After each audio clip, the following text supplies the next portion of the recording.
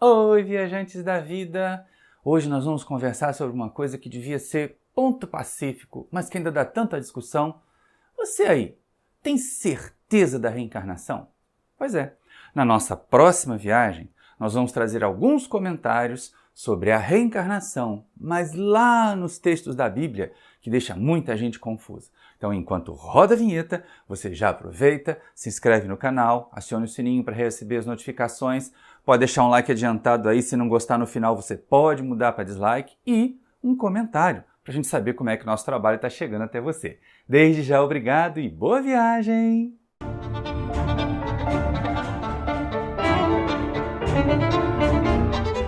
Queridos irmãos e irmãs do Centro Espírita Paulo de Tarso, sigamos com Jesus nessa nova oportunidade de estudos.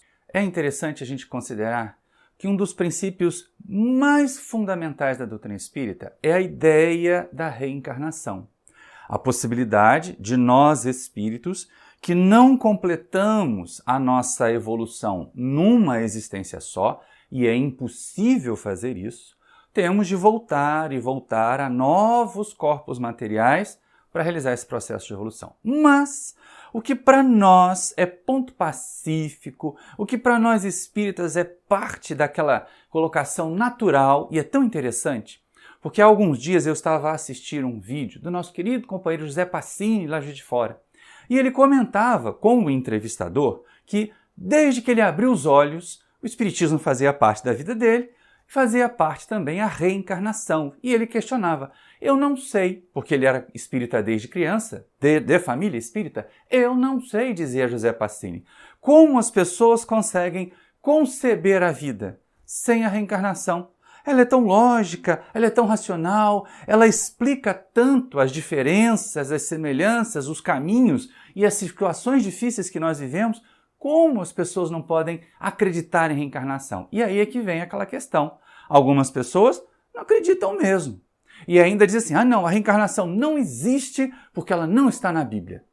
E aí como, de novo, a gente trazendo para nós espíritas, se os textos do Velho e do Novo Testamento, embora muito louváveis, embora sim inspirados em boa parte pelos benfeitores espirituais, por Jesus, eles não representam palavra absoluta para nós espíritas. Texto nenhum representa, nem mesmo o nosso livro dos Espíritos. É necessário ler, é necessário estudar e é necessário interpretar, contextualizar, que é para a gente não ficar agarrado à letra que mata e deixar de fora o espírito, o sentido que vivifica, como está bem colocado lá no Novo Testamento. Então é interessante a gente pensar assim, esse argumento assim, não existe, não está na Bíblia, não aparece a palavra reencarnação na Bíblia, mas lógico que não aparece, uai. Reencarnação é uma concepção mais do Oriente, daquelas doutrinas lá da Índia, da China, ali sim, a transmigração das almas, inclusive em algumas situações a possibilidade da alma dos humanos entrar na alma nos corpos dos animais, aparece na cultura daqueles povos.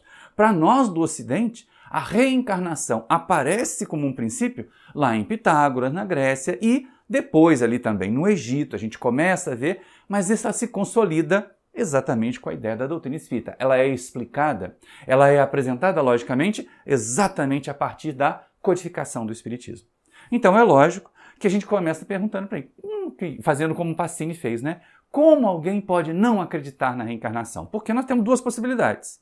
Ou a criatura é materialista, e aí ela não acredita em reencarnação, porque para ela só existe essa vida aqui. Só existe este momento que ela está vivendo aqui. Morreu, acabou. Morreu este corpo, este amontoado de células, acabou. Não há o que esperar, não há um futuro. O que é bastante desanimador se nós olharmos o mundo em volta e se nós olharmos uma grande massa de criaturas que estão infelizes por toda essa existência e só conseguem continuar, só conseguem prosseguir porque têm em si, intimamente, mesmo que não esteja ali explicitada por uma religião, esse conceito, esse sentido de que vão continuar vivendo. E temos os religiosos tradicionais, aqueles que muitos se apegam à letra da Bíblia, se agarram aos textos ditos sagrados das suas religiões e alegam que a reencarnação não existe porque não está lá naqueles textos. Mas vamos fazer um raciocínio reverso aqui. Vamos pensar o seguinte, e se não existe mesmo? Bom, para os materialistas não tem problema nenhum. Para os materialistas não tem, morreu, acabou. Mas, para aqueles que não são materialistas, para os religiosos tradicionais, se não existe reencarnação, viver uma vida aqui na Terra, vem o tal do juízo final. Vem a decisão definitiva. Ou o indivíduo vai para o céu, ou ele vai para o inferno. E aí a gente começa a questionar, porque aparece então outro conceito, a divindade. É tão difícil, e aí eu entendi quando José Pacini comparou ou colocou essa questão da dificuldade de entender a vida sem reencarnação, porque sem reencarnação a gente não entende nem a existência de Deus. É verdade. Fica com essa cara pasmada aí, não, gente, é verdade. Sem reencarnação, não fica muito fácil acreditar em Deus, não. Não fica, porque olha só. Tudo bem, vamos de novo lá para os materialistas, né? Para eles não existe Deus. Então, se não tem reencarnação e não tem Deus, Deus 0 igual a 0, não faz nenhuma diferença. Agora, para aqueles que são religiosos, Deus tem características. Deus tem os seus atributos muito peculiares, sempre num grau superlativo. Ele é máximo em toda bondade, ele é máximo em toda justiça e ainda tem uma outra característica interessante. Deus é onisciente, ou seja, ele sabe tudo. Ele sabe de tudo o que acontece. E aí que entra o questionamento. Se não há reencarnação, os religiosos que querem acreditar em Deus vão ter uma crise de fé. Ah, vão, porque olha só, partindo só desses 3 atributos da divindade, né? Onisciência, justiça e bondade, se Deus sabe tudo, por que ele criou alguém que ia fazer o mal? Por que ele criou alguém que ia fracassar? Parece um sentido perverso, né? De já criar para condenar.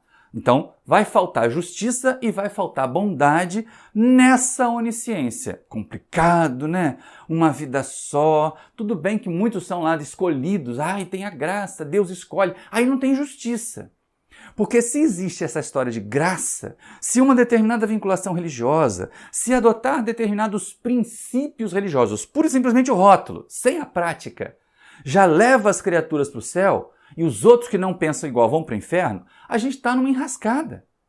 Porque cadê a justiça dessa seleção, desse privilégio baseado no rótulo? Não está muito justo isso aí. E bondade, então, é que não tem mesmo. Porque a gente começa a perceber que vão surgindo nessa crise de fé alguns paradoxos, algumas dificuldades muito grandes de entender. Vamos imaginar o seguinte, primeiro, vamos pensar aqui já nessa questão de justiça. O indivíduo vive, comete erros e comete acertos. Depois ele morre e vem o juízo final. Bom, aí vem o juízo final, ele vai ser na religião tradicional ou vai mandado para o céu, para o paraíso de delícias, ficar ouvindo os anjinhos tocar harpa para Deus deitado numa nuvem pela eternidade, ou ele vai para o inferno, sofrer pela eternidade. E aí começa a aparecer o seguinte, olha a legislação do seu país, olha a legislação no mundo. A gente não tem sempre a pena proporcional ao tamanho do crime? Proporcional à gravidade do crime? Proporcionado ao período, ao tempo de reincidência que o crime foi cometido? E aí pensa bem, 100 anos de vida, e poucos vivem 100 anos, né? Nessa época de Covid, então menos ainda. Mas 100 anos de vida, ainda que sejam 100 anos de vida, fazendo um monte de atrocidades, o indivíduo vai receber uma pena de eternidade, de ficar o resto da eternidade, não é a vida. Porque alguns países na Terra ainda têm a tal da prisão perpétua. E outros ainda têm pior, ainda têm a condenação à pena de morte. Mas, tanto a pena de morte como a prisão perpétua são penas que estão muito além da gravidade do mal. Embora a visão materialista, a visão da vingança em vez da justiça, coloque como se elas fossem justas. Mas, no mundo espiritual é diferente, não é uma vida. O criminoso que foi condenado à pena de morte, ou o criminoso que foi sentenciado à prisão perpétua, ele vai ficar lá mais 20, 30, 40, 50 anos. Pode ser mais tempo do que ele viveu fazendo bobagem. Já é injusto. Imagina, a prisão perpétua, para um jovem de 20 anos que cometeu um homicídio, ele vai ficar até os 90 desencarnar na cadeia, ela é injusta. 20 anos de delitos para 70 anos de pena. Tem alguma coisa errada nessa legislação humana, mas é humana, é falha. Agora, a legislação divina, que tem que ser perfeita, uma vida de 100 anos, ainda que seja 100 anos inteiros cometendo erros. E não é verdade, né? O período da infância, da adolescência, a gente até faz umas bobaginhas, mas não faz nenhum delito que fira essas leis divinas assim, não. E aí vamos considerar ali, né, numa vida de 100 anos, tantos erros, e aí que recebe uma pena de eternidade. Ou então, alguém que viveu ali alguns anos, praticou o bem, fez as coisas todas e vai passar a eternidade naquele marasmo, naquela pasmaceira de ficar num paraíso de delícias, onde mandam leite e mel das nuvens, tem anjinho tocando harpa para Deus. É monótono demais. Já falei isso até em outros estudos. É monótono demais. E exatamente porque é monótono demais é que não está muito batendo com a justiça divina também. Sem contar que não basta isso, a gente ainda tem umas questões que ficam paradoxais. Essa ideia de uma vida depois do juízo final, ela cria alguns paradoxos. Quer ver? Vamos criar o paradoxo dos 101 anos. Imagina um indivíduo que viveu 100 anos cometendo bobagem, fazendo erros, valendo eles. Aí ele, de repente, se converte a uma religião dessas que diz que vai para o céu, que basta crer que vai para o céu. Se converte, se batiza, bate no peito que aceitou Jesus como seu Salvador e aí vive mais um ano e desencarna. Aí porque ele se converteu no último ano de vida, depois de ter feito um monte de erros, ele vai para o céu.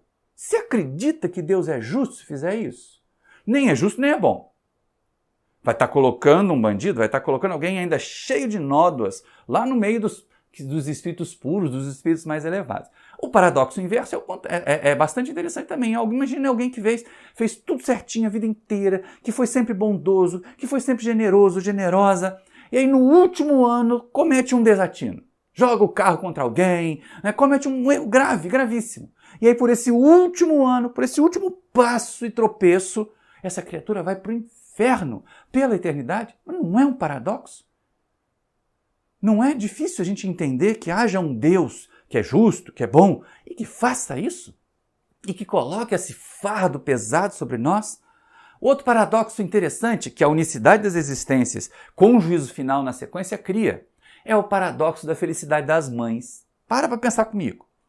Imagina, e nós sempre temos essa ideia de mães maravilhosas, generosas, cuidadoras, e a grande maioria delas é.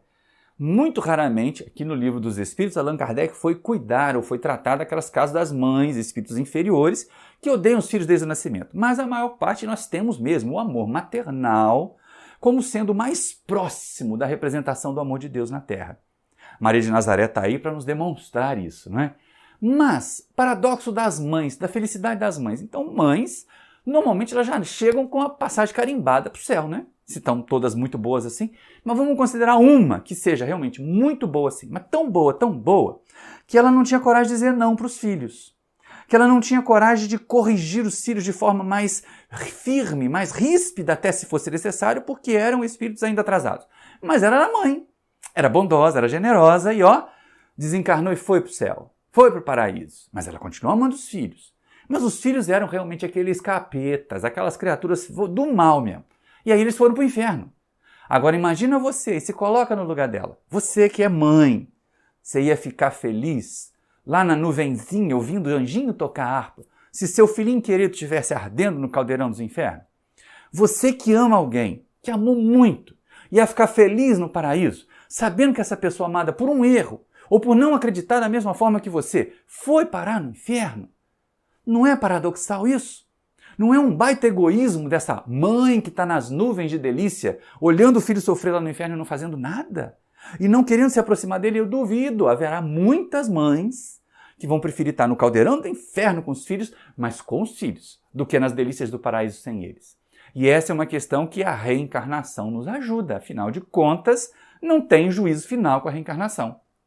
Cada nova oportunidade, cada nova reencarnação é a chance de acertar, é a chance de fazer novas conquistas. E aí a gente começa a pensar assim, é verdade, sem reencarnação, difícil engolir Deus.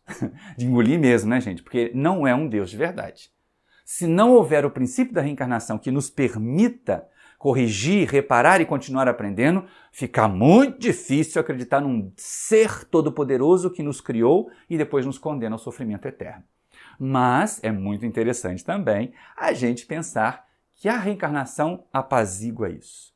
Resolve, ela concilia a gente com a ideia de Deus amoroso, mas justo. Porque ele não pode premiar quem ainda está errado e nem pode condenar permanentemente quem já se consertou, quem já se arrependeu, quem já está tentando corrigir. Então aparece a reencarnação. E aparece de uma forma linda. De novo, eu falei, aqui no Livro dos Espíritos vai aparecer a reencarnação na questão 167, quando Allan Kardec pergunta qual é o fim objetivado com a reencarnação. E os Espíritos respondem de forma muito simples. Expiação, vírgula, melhoramento contínuo da humanidade. Sem isso, onde a justiça? Então, a gente percebe que os Espíritos deram bem maior ênfase ao melhoramento contínuo ou progressivo da humanidade, como aparece em algumas traduções. E não à expiação, porque a expiação é característica aqui do nosso planetinha. É característico dessa condição de espíritos ainda em provas e expiações que nós somos. Mas ela não é uma característica dos mundos felizes, só que nos mundos felizes ainda tem evolução. A expiação não é uma característica dos mundos de regeneração, só que nos mundos de regeneração também tem evolução. Então, deixa de existir a função expiação, mas continua existindo a função progresso contínuo dos indivíduos que estão encarnados nesses mundos. Então é lógico, a reencarnação aparece para nós, deixando Deus mais justo, estabelecendo a possibilidade de progresso. Aquilo que a gente não fez numa existência, a gente faz na outra. Aquilo que a gente não aprendeu numa existência, a gente aprende na outra, com um corpo novo, porque não dá, por exemplo, vamos imaginar, né? Alguém com 90 anos aprendendo a fazer salto com varas nas Olimpíadas. Não vai conseguir, mas ele reencarna num outro corpo de atleta e consegue. E assim também outras conquistas do espírito. Outra coisa interessante, a reencarnação nos permite corrigir. Fez errado numa existência, tem uma outra existência para fazer certo. Claro que com os agravantes, com as consequências. Deus, porque é justo, não nos isenta das consequências. Coisa que de vez em quando a gente tenta fazer com os filhos da gente, botar pano quente, né? Evitar que eles arquem com as consequências dos seus erros, e nós é que ficamos pagando pelos erros deles pelo resto da nossa existência material. E eles não se melhoram. Então Deus, que é um pai muito mais educador, muito mais centrado que nós, ele não bota pano quente na gente. Errou, vai arcar com as consequências, meu filho, minha filha, mas tá lá a chance. Volta com um pouquinho mais de dificuldade, já que você não soube valorizar a facilidade, e vai tentando fazer o que é certo. É por isso que aparece no Livro dos Espíritos aquele circuito, ou aquela dinâmica da regeneração, né? O arrependimento, que tem que vir antes, e aí pode haver uma sequência de expiação-reparação. Se a reparação vem antes da expiação, a expiação fica mais leve. Se a expiação vem antes da reparação, é para acordar os indivíduos que se arrependeram, mas continuaram meio preguiçosos ali, esperando uma nova encarnação para começar a acertar. Se a gente já pode acertar desde agora. Se a gente já pode fazer as coisas corretas desde esse momento. Então, essa é uma questão muito interessante. Como é gostoso, viva! Queridos Apacini, receba aí o nosso pensamento de carinho, de gratidão. 96 anos agora, em 2022, é muito interessante a gente pensar nesse companheiro trabalhador de tanto tempo, de tantos anos. E receba o nosso abraço, porque que ideia maravilhosa você me deu para a gente fazer essa palestra hoje. É muito interessante considerar isso. Que bom! Reencarnação nos reconcilia com Deus. Nos faz ter essa confiança dessa paternidade divina apresentada por Jesus lá no Novo Testamento, que não nos abandona, que não fecha a porta, que não exclui o chamado pecador, mas o ajuda a se tornar alguém que acerta o alvo, que acerta o seu passo com a evolução. E aí fica só aquele senãozinho, né? A gente explica isso tudo, a gente vai por esse lado filosófico, fala que é do nosso interesse. Gente, reencarnação é do nosso interesse pessoal, porque nós ainda não somos perfeitos. E é tão bom saber que vai ter uma outra chance e que não vai causar acomodação para ninguém. Porque a gente também sabe, quem estuda o Espiritismo, volta aqui, Livro dos Espíritos, quem estuda o Espiritismo de verdade, a vera mesmo, sabe que não dá para cruzar os braços e assim, na outra encarnação eu resolvo. Na outra encarnação eu vou deixar de fumar. Vai nascer com enfisema pulmonar, vai nascer com asma. Na outra reencarnação eu vou me reconciliar com aquela criatura. Renasce às vezes gêmeos, grudadinhos ali, já tentando se acertar desde a barriga da mamãe. Mas a gente não precisa esperar por isso, né? Agora, nenhum de nós vai se acomodar, mas que é bom saber que a gente pode contar com a reencarnação, é bom. Mas vem os fundamentalistas, vem aqueles apegados à letra e dizem assim, mas não tem reencarnação na Bíblia, Maurício. E como a Bíblia é a palavra de Deus, Deus não fez reencarnação. Será mesmo, cara pálida? E é isso, agora a gente troca de livro aqui, tira o Livro dos Espíritos e bota o Evangelho segundo o Espiritismo. No seu capítulo 4, Allan Kardec vai estudar para nós exatamente aquela frase de Jesus, na conversa que ele tem com Nicodemos: ninguém poderá ver o reino do céu se não nascer de novo. A ideia de nascer uma vez, de nascer de novo, segunda vez, implica em poder nascer várias outras vezes, né? Se eu posso nascer 2 vezes, por que eu não posso nascer 3? Por que eu não posso nascer 4? Então, a gente começa por aí. E Allan Kardec, então, vai mostrar para nós, vai trazer para nós com extratos do Novo Testamento, em sua maioria, mas alguns extratos até do Velho Testamento, que mostram que o conceito de voltar a viver, e de voltar a viver até mais de uma vez, fazia parte das ideias daqueles que ouviam Jesus, fazia parte da ideia dos hebreus, que deram origem a essa situação em que Jesus pôde se fazer material entre nós. Então é muito interessante a gente ver como o codificador aqui no Evangelho vai fazendo para nós essa pesquisa. É uma pesquisa. Allan Kardec agiu como um verdadeiro pesquisador. E aí ele começa logo lá nas itens, ele vai apontando, trazendo trechos, extratos do Novo Testamento, extratos principalmente dos evangelhos, e depois fazendo comentários à luz da doutrina espírita desses extratos. Ciente, mas muito ciente de que Jesus falava a uma população que está 2000 anos atrás de nós no tempo. Quão desenvolvida intelectualmente menos eles eram. Inteligência miudinha, ciência quase nada. Ainda se acreditava que uma febre era o demônio que entrou no corpo. Então era muito difícil para um educador como Jesus falar claramente sobre reencarnação. Explicitar claramente sobre reencarnação. Mas todos eles, à época de Jesus, já tinham a ideia de ressurreição, de voltar a viver. Tanto que tem alguns fenômenos de ressurreição ou atribuídos à ressurreição que Allan Kardec trata muito bem. Agora dá licença aqui, Evangelho, entra aqui a Gênese um instantinho. Aqui na Gênese, Allan Kardec trata muito bem, aqui na Gênese, na parte dos milagres e dos fenômenos produzidos por Jesus. Agora dá licença a Gênese de novo, volta aqui o Evangelho, porque é com ele que a gente vai até o final desse estudo. Então é muito interessante a gente ver a pesquisa de Kardec e a sua parte de interpretação, as colocações, a análise dos textos do Evangelho à luz da doutrina espírita. E ele já começa apresentando 3 situações, olha eu fazendo 4 com o dedo aqui, 3 situações em que aparece explicitamente a ideia de nascer de novo. E, mais importante, a ideia de que alguém que nasceu sob uma personalidade reapareça sob uma personalidade diferente. Olha só que coisa interessante. Dessa vez eu vou até me permitir trazer o texto aqui para a gente acompanhar, porque são 3 textos curtinhos lá do Evangelho, que vão ser muito interessantes para nós. O primeiro aparece, e Kardec foi buscar, no Evangelho de Mateus, mas também tem em Marcos, vai aparecer. E é aquele momento em que Jesus pergunta aos discípulos. Olha que interessante. Jesus, tendo vindo às cercanias de Cesareia de Filipe, interrogou assim os seus discípulos: que dizem os homens em relação ao Filho do Homem? Quem dizem que eu sou? Eles lhe responderam: dizem uns que é João Batista, outros que Elias, outros que Jeremias, ou algum dos profetas. Perguntou-lhe Jesus: e vós?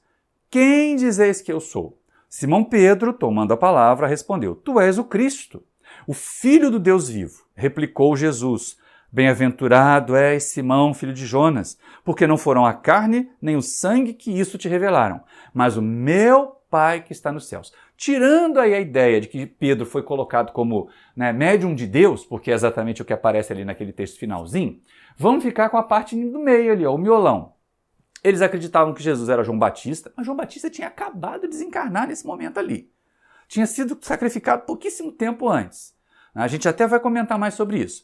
Ou que era Elias, profeta bem antigo, 700 anos antes, ou que era Jeremias, ou algum outro profeta. Ou seja, alguém que viveu com a personalidade de Jeremias, de Elias, ou um outro profeta, reaparece com a personalidade de Jesus.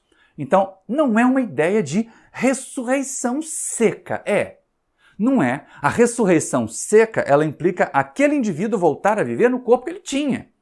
Esses discípulos ali, eles têm a ideia de que alguém que viveu sob uma personalidade pode reaparecer na Terra sob outra.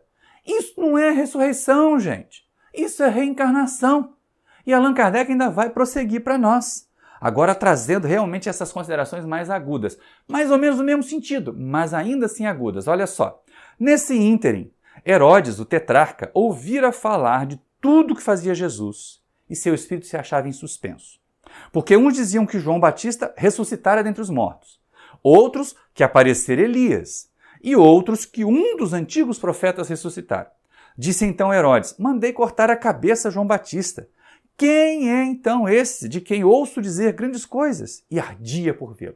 E aí, mais uma vez ali, eu vou destacar, assim como Kardec, a ideia de que, mesmo que fosse a ressurreição de João Batista, olha que esquisito, né? Herodes cortou a cabeça de João Batista lá naquele pedido de Salomé. Então, João Batista, que era primo de Jesus, que era poucos anos mais velho que Jesus, tinha desencarnado poucas semanas ou meses antes ali, a gente não tem noção dessa cronologia exata, mas que foi antes desse momento que a gente está lendo ali, porque o próprio Herodes disse que já tinha mandado matar João Batista, quando ele levanta esse questionamento. João Batista que teve o seu corpo reconhecido, que as pessoas viram o seu corpo, que viram criança, o que é mais importante, viram João Batista na barriguinha lá da mãe dele, de Isabel, viram aquilo tudo, né? Viram ele se desenvolver na infância e tudo mais, até ele começar o seu apostolado ali de ser o precursor, de ser a voz do que clama no deserto. Então ele era conhecido. Como ressuscitou com um corpo diferente? Primeira pergunta para os apegados à Bíblia aí. Você que gosta tanto de dizer que não tem reencarnação na Bíblia, explica como é que as pessoas achavam, e Herodes ele estava achando, ou as pessoas que informavam Herodes, que Jesus era João Batista.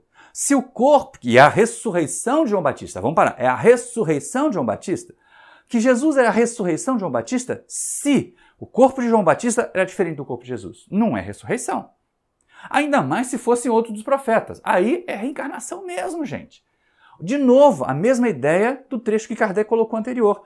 Era a ideia de que alguém que viveu sob uma personalidade é capaz de voltar a viver sob outra.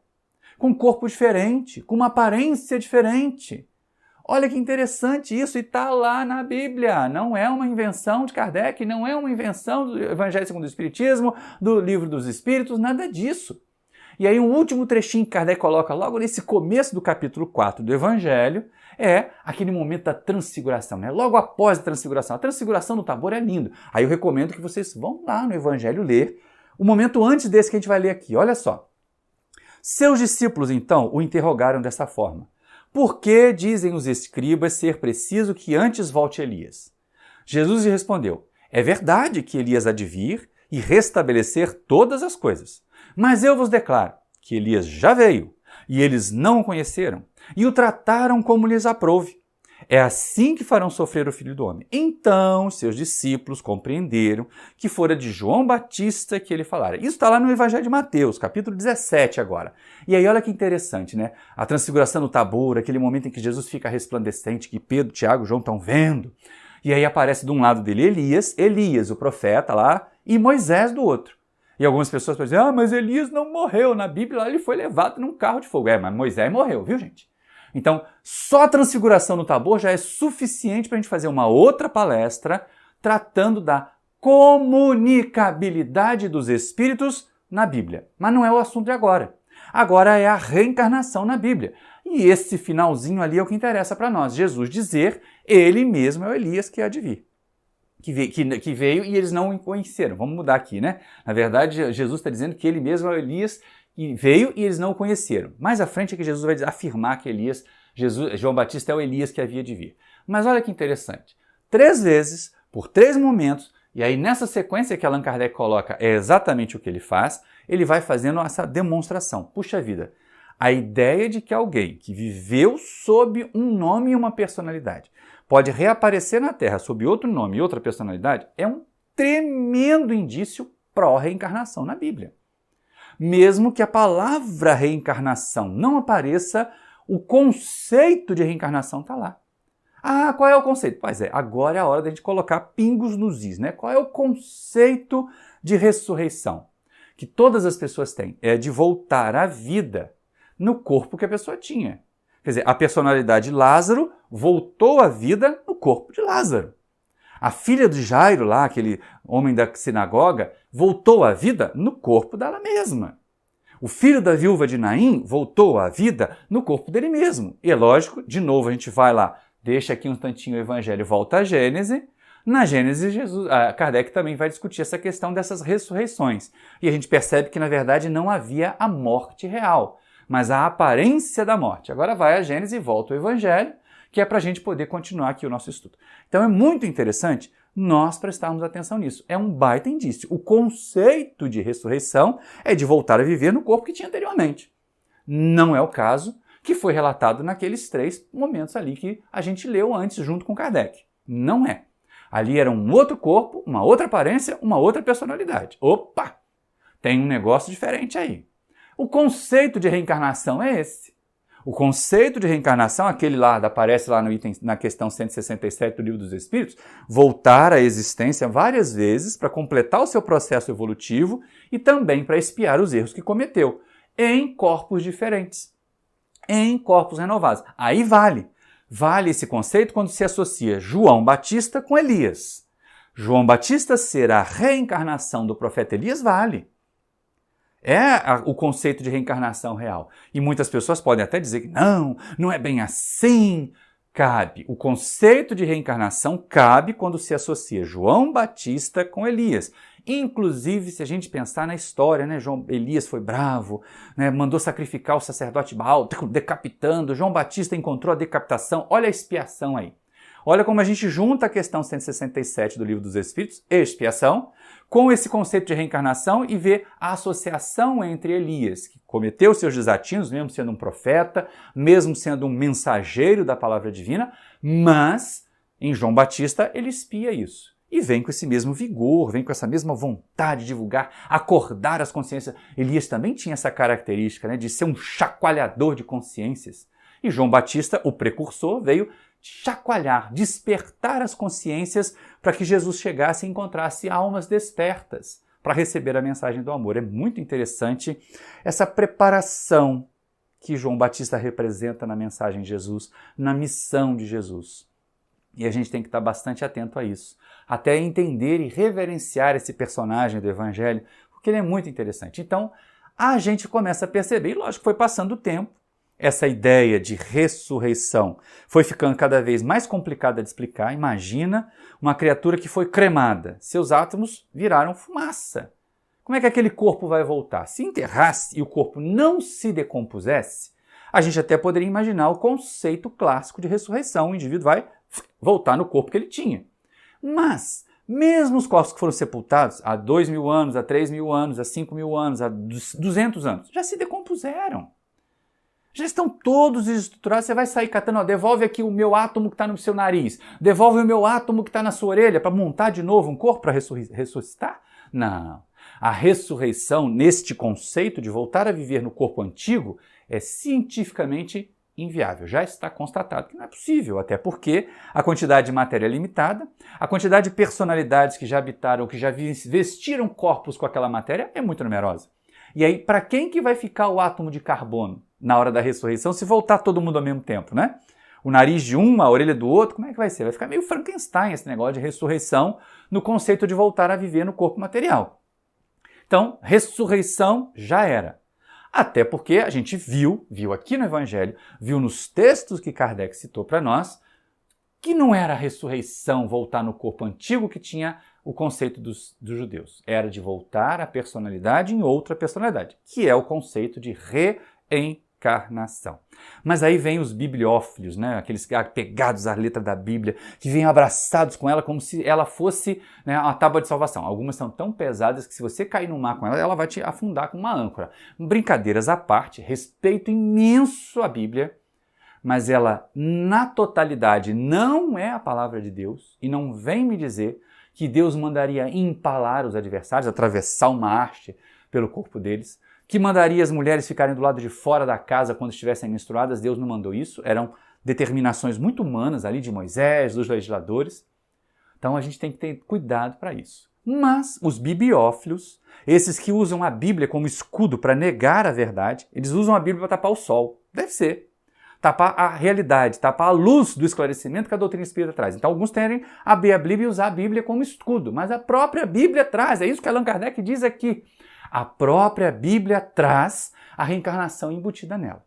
E aí a gente começa a ver essas pessoas dizendo, não, mas reencarnação não se aplica a João Batista e Elias. Sabe por quê? E aí você faz aquela cara de paisagem assim, porque Elias não morreu. Oh, é mesmo, lá no Velho Testamento está relatado que Elias não morreu. Ele foi levado numa carruagem para o céu. Então ele poderia voltar. Mas aí vem duas questões. Mas o corpo de João Batista era igual ao corpo de Elias? Não era. Ah, não era. E quando a gente levanta esse questionamento, aí alguns descambam para o outro lado. Não, mas não é bem assim. Não é aquele ser Elias, aquele profeta Elias que voltou, mas era um profeta com a força de Elias. Eu ouvi isso dizer. Quando eu questionei se o corpo de Elias era o corpo de João Batista para um desses bibliófilos que usam a Bíblia para tampar o sol, né, a claridade, o esclarecimento que a doutrina espírita traz, ele saiu com essa. Ele primeiro se agarrou à letra, né? Porque dizer assim, olha, João Batista não pode ser Elias porque Elias não morreu, é se agarrar à letra do Velho Testamento. Mas essa mesma pessoa, quando encostada contra a parede, quando foi perguntado assim, mas o corpo era igual? A aparência era a mesma? Ele voltou no mesmo corpo?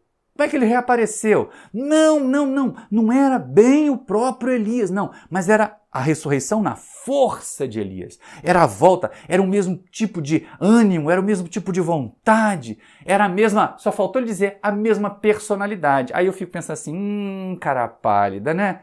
Quando interessa, interpreta segundo a letra. Quando interessa, interpreta ou diz que tem que dar sentido, que não é exatamente o que está escrito. Ora essa.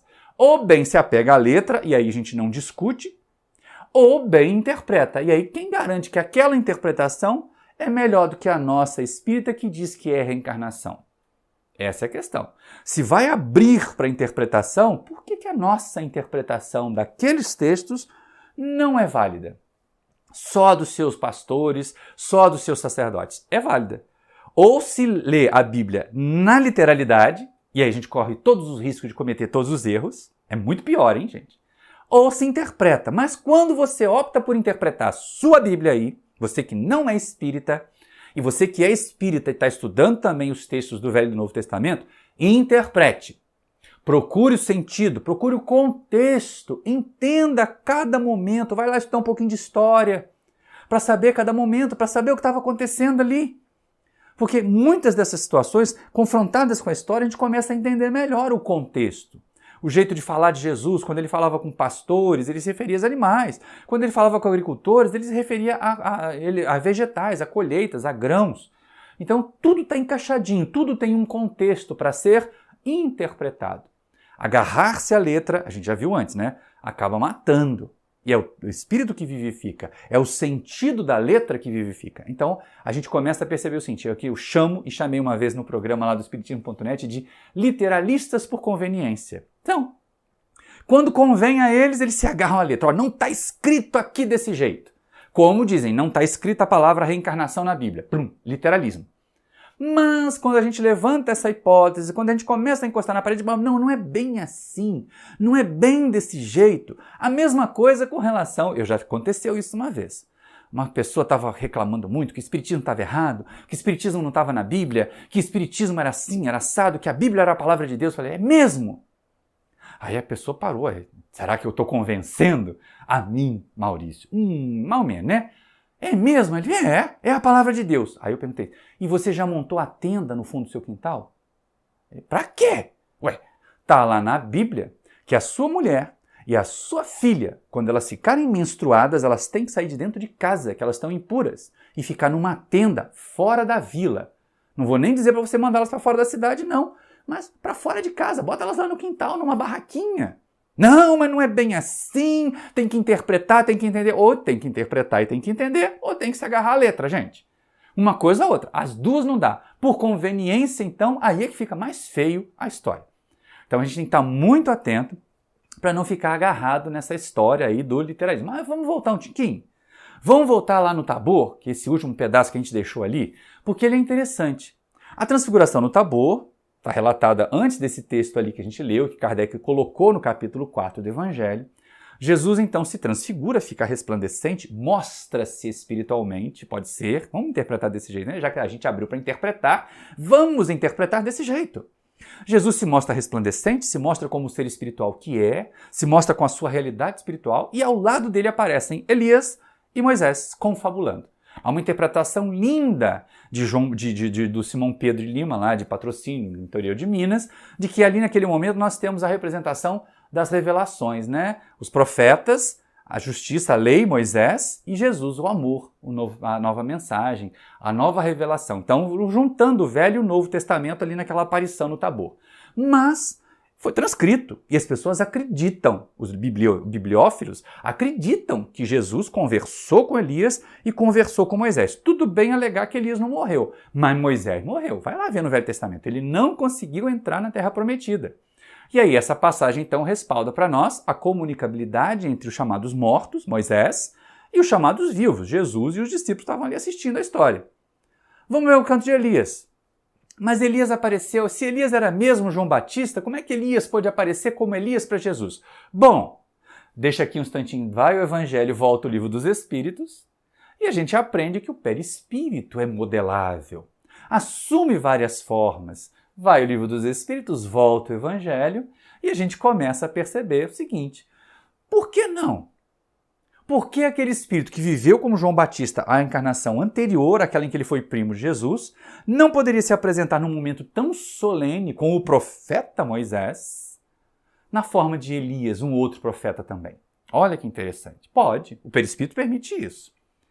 Permite, e aí algumas pessoas dizem, mas é muito confuso, né? Ele foi João Batista, aparece como Elias, e João Batista já estava morto? Já. Essa é uma questão interessante. Mesmo que a gente entenda assim, a cronologia dos evangelhos não é muito confiável. Tem textos que aparecem antes de outros em evangelhos diferentes, mas aqui houve uma total concordância. Olha só que interessante, né? A morte de João Batista, ela aparece no Evangelho de Mateus, no capítulo 14, e no Evangelho de Marcos, no capítulo 6. E a aparição no Tabor, a transfiguração no Tabor, ela aparece em Mateus no capítulo 16 e ela aparece em Marcos no capítulo 8. Ou seja, se respeita ou não a cronologia, não tem problema. Primeiro morreu João Batista para depois aparecer Elias. Ah, mas e se não respeitar a cronologia? E se João Batista ainda estivesse vivo? E aí a gente vai agora, tira aqui um instantinho o Evangelho, bota aqui o Livro dos Médiuns. E nos livros dos médiuns a gente tem a comunicação entre pessoas vivas. No livro dos Espíritos também. Vai livro dos médiuns, volta livro dos Espíritos. Aqui no livro dos Espíritos também tem a comunicação entre pessoas vivas. Agora volta ao Evangelho, porque é o que a gente precisa ter como sequência aqui, como obra básica para o nosso estudo de hoje. E é muito interessante que a gente considere isso. Quer dizer, podia sim, porque pessoas vivas, encarnadas, podem dar comunicações mediúnicas. Allan Kardec trata disso na codificação. E a gente não vai perder isso de vista, lógico. A gente vai ficar muito feliz de poder contar com isso. Então, ó, que coisa interessante. Sem levar em conta que depois dessas explicações todas, depois dessas considerações todas, agora pode ir aí embora a transfiguração do Tabor, para a gente poder ficar mais claro, para a gente poder se entender direitinho. Mais adiante um pouquinho, e eu vou dar um salto agora nos textos, porque no Evangelho isso aparece do item 1.17, é um monte de informação que Kardec traz e um monte de discussões. Mas tem um momento muito interessante, porque algumas pessoas podem dizer, ah não, essa história lá de Jesus falar que Elias já veio, pode ser místico, pode ser só uma representação, pode ser só um símbolo, né? Ou então essas pessoas dizem, não, João Batista era Elias na sua força, no seu poder e não na personalidade, na individualidade. Naqueles trechos ali, pode até haver espaço para isso. Se bem que aqueles textos não tinham essa finalidade, mas sim o objetivo de considerar que alguém que viveu sob uma personalidade pode viver sob outra. Mas, pensando nesse ponto, se aquilo podia ser místico, tem um outro trecho, Kardec foi preciso, Kardec foi cirúrgico aqui no Evangelho, gente. Ele foi cirúrgico. Por quê? Ele pensou certinho um momento em que Jesus é taxativo. Aí não tem como escapar. De novo, está lá no Evangelho de Mateus, mas ele vai trazer o seguinte para nós, olha só. Ora, desde o tempo de João Batista até o presente, o reino dos céus é tomado pela violência, e são os violentos que o arrebatam, pois que assim o profetizaram todos os profetas até João, e também a lei. Se quiserdes compreender o que vos digo, ele mesmo é o Elias que há de vir. Ouça aquele que tiver ouvido de ouvir. E o interessante, olha ali, ó, Mateus capítulo 11, antes da desencarnação de João Batista, no capítulo 14. Jesus fala que João Batista é o Elias que havia de vir antes de João Batista ser sacrificado. E aqui não tem como escapar. E ele ainda fala em uma questão interessante que Kardec chamou para nós, que Kardec despertou para nós. Jesus fala assim, desde os tempos de João Batista, mas João Batista estava vivo ainda. Ali no capítulo 11, João Batista estava vivo ainda. Então, de que tempo é esse que Jesus está falando? Do tempo que Jesus viveu com o nome de Elias, sob a personalidade de Elias. É isso que Kardec esclarece para nós. É isso que o codificador chama a atenção para nós. Ele vai apresentar com toda clareza, com toda tranquilidade, o tempo em que Jesus falando de João vivendo como Elias. E algumas pessoas podem dizer, mas será que só isso basta? Está meio estranho, ainda é vago essa ideia de voltar a viver, fica só na ideia de que uma pessoa podia ser a outra. Será que Jesus não foi mais explícito? Foi! E Allan Kardec também vai trazer isso para nós. Ele vai trazer isso para nós no diálogo que Jesus tem com Nicodemos, que deu título ao capítulo 4. Ninguém poderá ver o reino do céu se não nascer de novo. E aquela história é longa aqui, eu não vou ficar lendo, lógico. Né? A gente tem que estar bastante atenção. Ah, vocês querem que eu leia? Vocês querem que eu traga de volta aqui? Tá bom. Então a gente vai fazer essa concessão no texto longo, mas tenham paciência comigo, tá bom? Porque é realmente bastante material, mas é uma conversa muito interessante. Olha só. Ora, entre os fariseus havia um homem chamado Nicodemos, senador dos judeus, que veio à noite ter com Jesus e lhe disse, Mestre, sabemos que vieste da parte de Deus para nos instruir, como um douto, porquanto ninguém poderia fazer os milagres que fazes se não estivesse com ele. Olha que coisa interessante, né? Nicodemos dá aquela dourada na pílula, dá aquela bajulada em Jesus para saber o que o mestre veio fazer de verdade. E ele continua. Jesus lhe respondeu, em verdade digo-te, ninguém pode ver o reino de Deus se não nascer de novo. Disse-lhe Nicodemos, como pode nascer um homem já velho? Pode tornar a entrar no ventre de sua mãe para nascer uma segunda vez? Retorquiu-lhe Jesus, em verdade eu te digo, se um homem não renasce da água e do Espírito, não pode entrar no reino de Deus. O que é nascido da carne é carne, o que é nascido do Espírito é Espírito. Não te admires que eu te haja dito ser preciso que nasças de novo. O Espírito sopra onde quer e ouves a sua voz, mas não sabes de onde ele vem, nem para onde vai. O mesmo se dá com todo homem que é nascido do Espírito. Respondeu-lhe Nicodemos, como pode fazer-se isso? Jesus lhe observou, pois que? És mestre em Israel e ignoras essas coisas?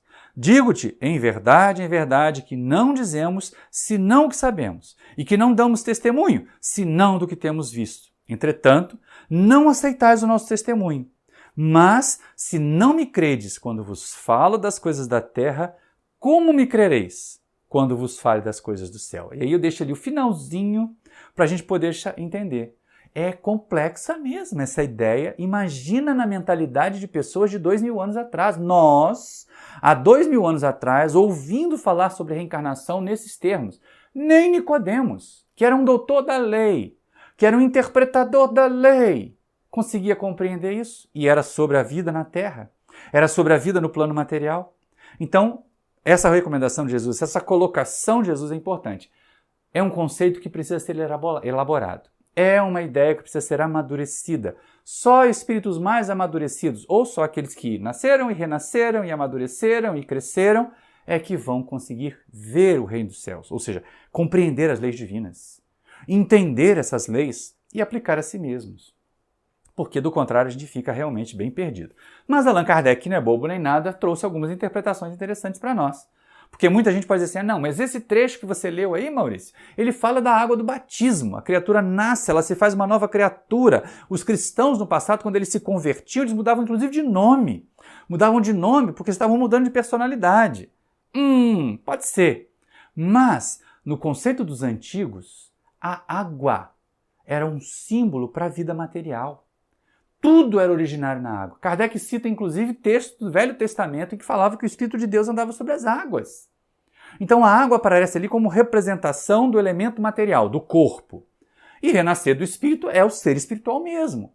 É essa ânima que vem para nós, que inspira, que gera a ação do corpo. E aí aparece de novo a reencarnação, ou pelo menos o renascer, o nascer de novo.